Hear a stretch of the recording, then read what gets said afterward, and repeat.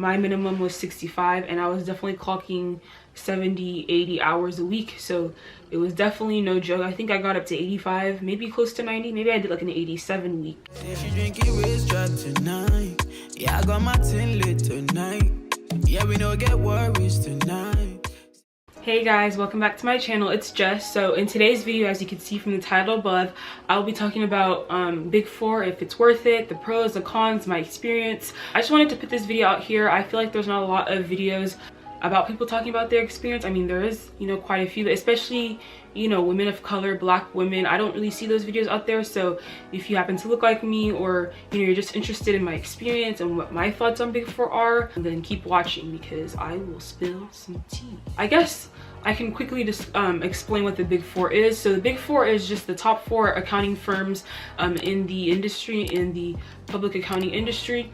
So they consist of Deloitte, KPMG, EY, and PwC. So those are the Big Four firms. And I think if you're watching this, you already know that, but I just wanted to put that out there in case people are like confused.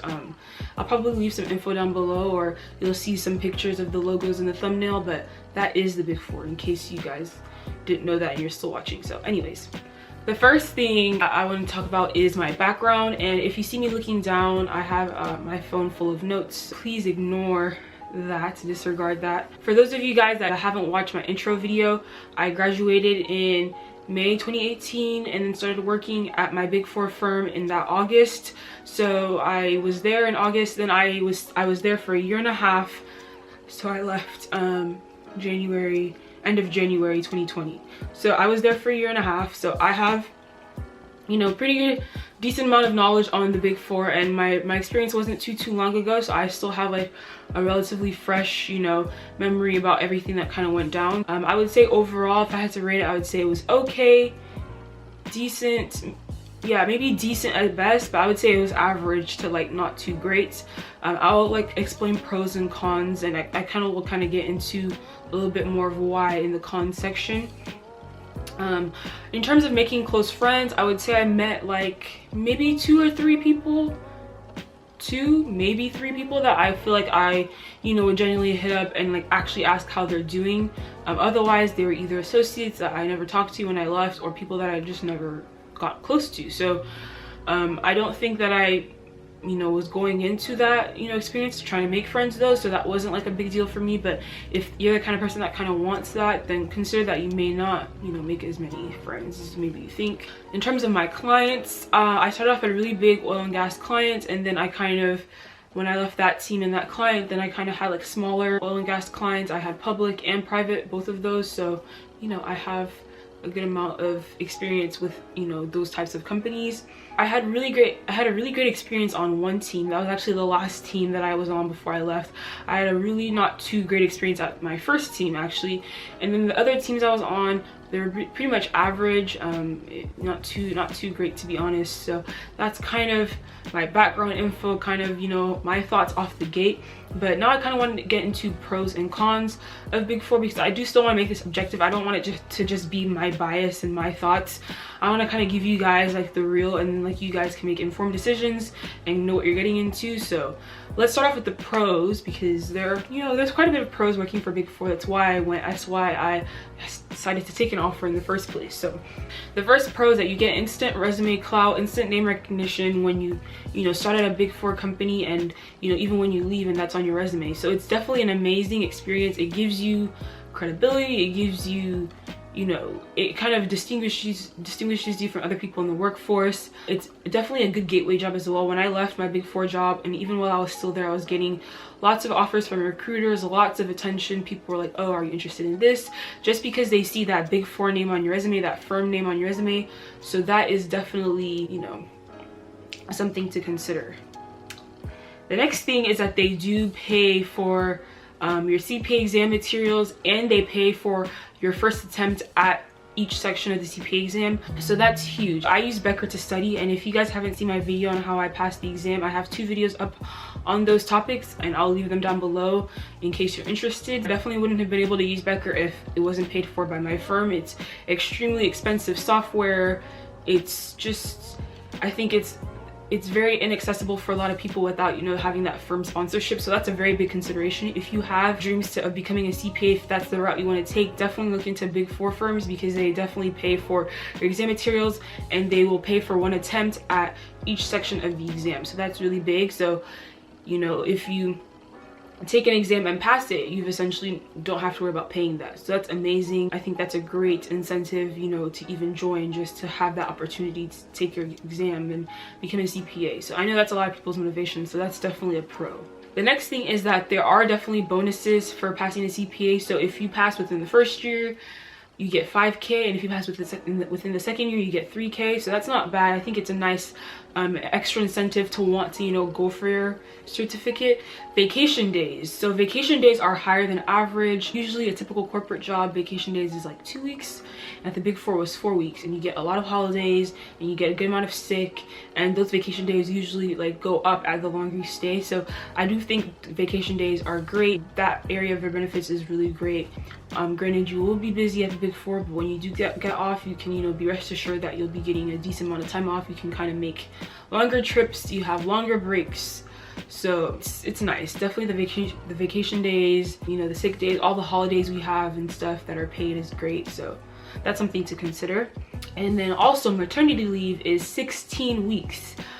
Which is actually crazy. That's 4 months of paid leave, as opposed to, I think the national average, or like the corporate standard, is 6 weeks. So there's such a drastic difference in maternity leave, you know, paid maternity leave amounts. So I think that's a huge thing. If you're considering, you know, having children and you want to work at the Big Four, that's something that, you know, to keep in mind, because that's a lot of time. And I think that's some people do take that into account. You know, some people stay at the Big Four and, you know, give birth while they're working at the Big Four so that they can have the maternity leave. Some people join just and stay just in case. So it's definitely something to consider for sure. Another thing that you learn a lot of skills, soft skills, you learn a lot of technical skills very quickly. You learn how to speak to different clients, you learn how to juggle different tasks, you learn how to prioritize, you learn how to work with different types of people above you.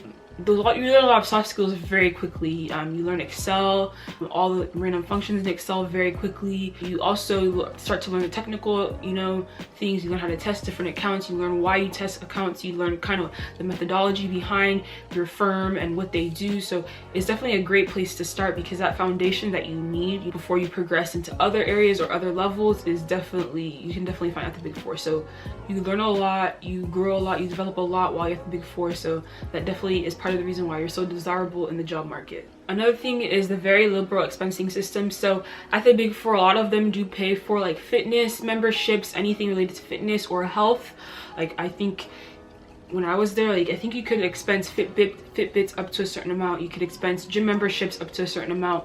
You could expense like gym equipment up to a certain amount. Like they were really generous with, you know, the things that they would reimburse for you, even on a personal level. I know you could also expense cell phone bills, because a lot of times people are using their cell phone for work, so they would basically just pay your monthly cell phone bill, which is really great. And then just in terms of corporate work stuff that you would expense anyways, I think they had very high thresholds. So you'd have generous amounts for breakfast, lunch, and dinner when you're on work trips. You would have, you know, mileage, pretty good mileage if you like travel far and commute far. You would have, you know, Ubers were taken care of. I definitely utilized that feature. I Ubered a lot. I expensed a lot of Ubers, which was really great, like if you didn't want to drive but you also, you know, you were also Ubering for a work related purpose, then they would cover that.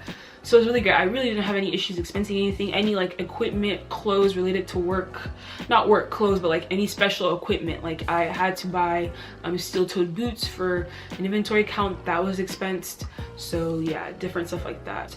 Another, you know, again, a testament to their benefits at the Big Four is really great. So now on to the cons. So the cons of working at the Big Four are quite a bit in my opinion. So the first I feel like is the pay. I do feel like a lot of people do start Big Four knowing that the pay isn't great, but the pay isn't great. I think it's decent. You can definitely make a living off of it for sure. It's not like horrific, but it's just for the work you're putting in and the quality of the work, the level of the work, the hours you put in, you know, over the year and over the years.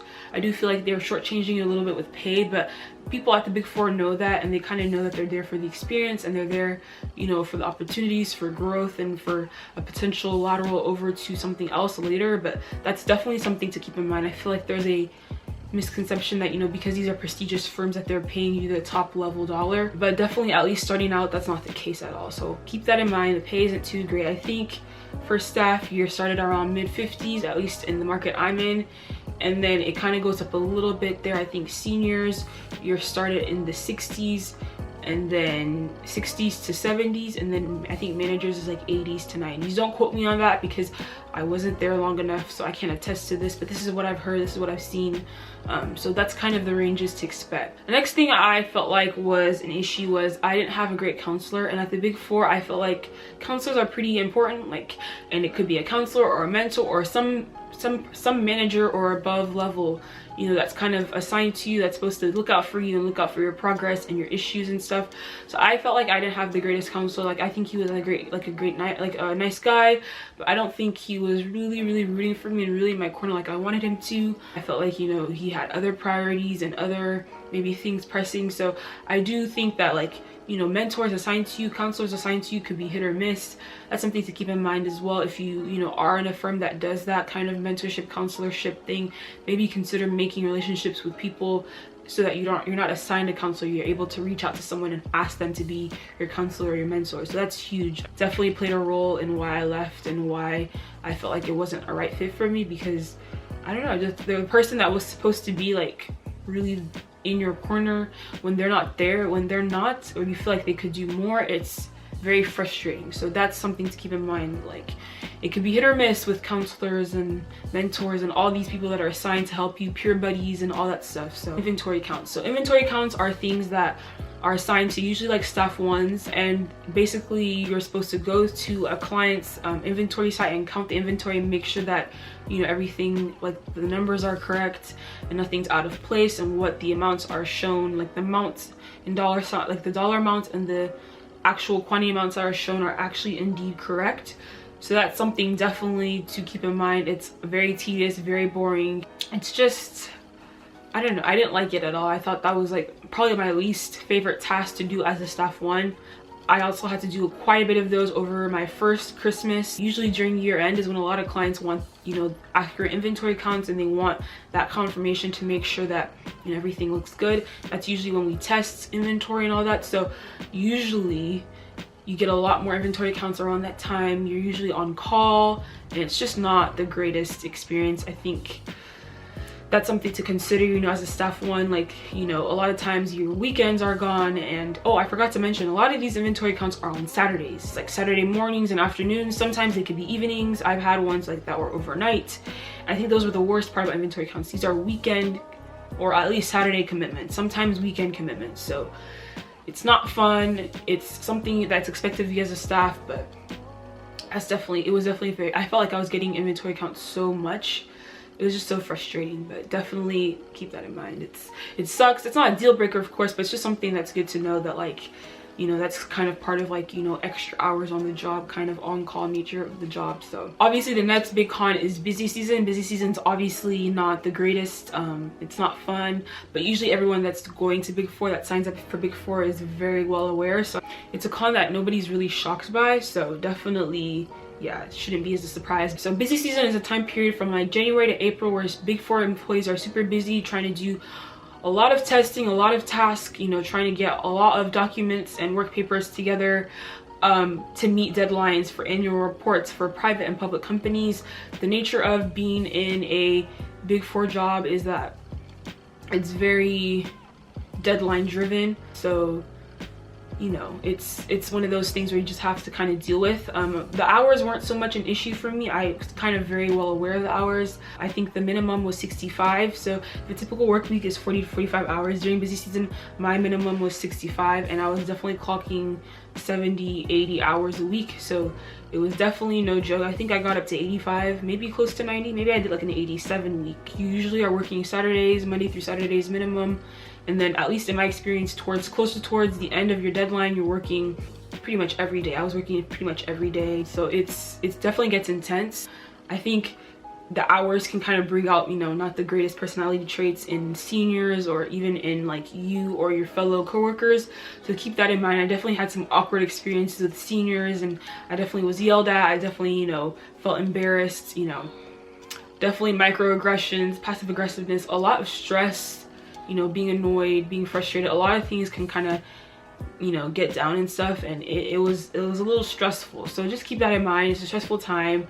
Focus on your mental health, you know, and all that stuff. But yeah, busy season is definitely a big thing. I think a lot of people shy away from that, or a lot of people kind of get sick of busy seasons. So it's something that happens every single year around the same time. The big four firms are super performance-based heavy. A lot of them do performance-based evaluations annually, or annually at, you know, minimum, and they do them quarterly. A lot of them do quarterly, so that's definitely something to keep in mind. Like, you're constantly being evaluated on your work. Your performance is always constantly in question, so make sure that, you know, you're doing your best, you're putting in your full effort. Make sure that you're taking the job seriously, because that's a huge consideration in the big four. The evaluations can affect a lot of things and affect progression and all that.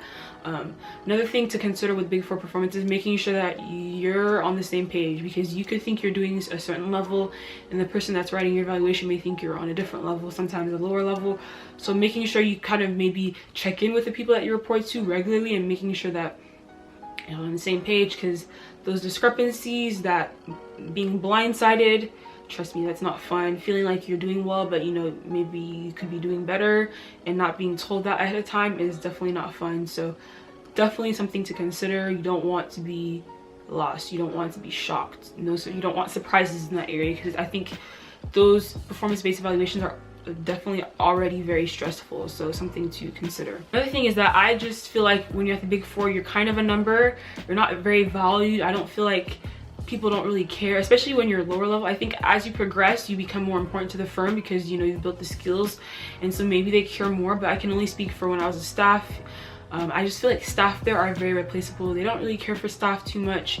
I feel like because they kind of know it's a revolving door, and they know they're going to get a brand new fresh class next year, they kind of treat you like that. So I didn't have great experiences with HR. I didn't really bond with any partners or senior managers or managers. I didn't really have anybody that I felt like, oh, I really look up to you, I really want you to guide me through this. Like, I really just felt like, you know, another staff that could just, you know, get replaced at any time. So that was definitely very isolating, very frustrating. Just know that, like, you know, it's a very sink or swim industry. It can kind of be a little impersonal, and there's just a lot of issues when it comes to that. So just know that in the beginning, it just, as a staff, you just don't have the biggest, you don't have, I just feel like you don't have very many rights, kind of. Is that the way to put it? You're just not valued like that. I think when you leave big four and you maybe work in industry, you'll find that a lot of times you're having way more impact. You can actually see your impact. You have mentors and people that are literally in your corner, always checking on you. So I think that's very big. That's something to consider. I think that's one of the reasons why I left, because I just felt like people didn't care about my progression. People didn't care about my issues. I didn't feel like I was really gonna grow and flourish there, and I just wasn't happy there, and that was one of the biggest reasons why. So yeah, it's a huge con to consider, I feel like, in my opinion. Being a senior at the big four is super stressful. I think a lot of people can agree that, you know, the senior time period, which is usually 3 years, so it's after you're a staff for 2 years, then you become a senior for 3 years. So your senior time period, those 3 years are kind of rough. They're very thankless time periods. Again, the pay isn't great. You have a lot of responsibility, because you are kind of like the middleman between execs and the staff, so it's a lot. I think that's when the burnout really comes through. I think turnover is highest during that time period. That's like the big hump that people like to get over or want to get over. So that's something to consider too. Like, if you want to be a senior at the big four, that's going to be a con. Like, a lot of people complain that those years aren't the greatest. I never stayed for senior, and I'm happy I didn't, because I feel like there was opportunities for me to flourish, and my talents were probably better used somewhere else. So that's just another thing to consider. Being a senior there is not easy, and that's where a lot of turnover happens. Not so much when I left, but maybe more so at the senior level. So that is basically it on my viewpoints and my thoughts on big four. I do think it's a great opportunity. I absolutely think if you get an offer, definitely take it. But I guess the point of this video is just kind of, you know, go in with, you know, more realistic mindset, more realistic expectations. Don't, you know, over glamorize or don't romanticize the way you think your experience will be. Just go in, stay as long as you can, learn as much as you can, and, you know, take those skills if you do leave, and, you know, be better somewhere else. So that is my final thoughts. So thank you guys so much for watching. Please like, comment, subscribe, and share, and I'll see you guys in my next video. Bye.